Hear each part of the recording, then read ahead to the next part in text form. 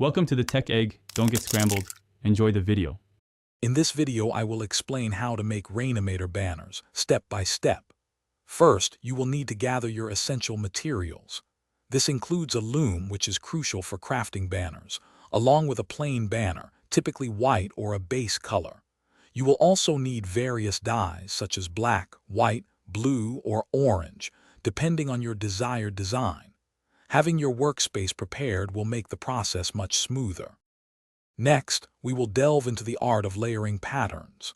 Begin by placing your banner and a chosen dye into the loom to apply your first pattern, forming the base of your design.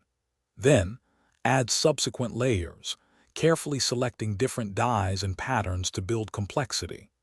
Remember, you can use up to 6 distinct layers to create truly intricate and detailed Rainimator-style banners. Now let's explore how to craft some iconic Rainimator designs. For instance, you can create a sword hilt by applying a black chief indented pattern.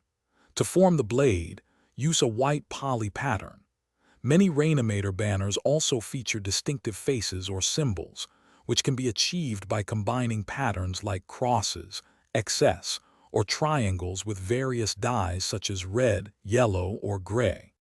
Finally, let's discuss advanced tips for customizing your Rainimator banners. Don't be afraid to experiment with diverse color combinations. For example, using orange and black dyes can create a fiery effect. Practice different pattern placements and orientations to achieve unique and striking visual effects.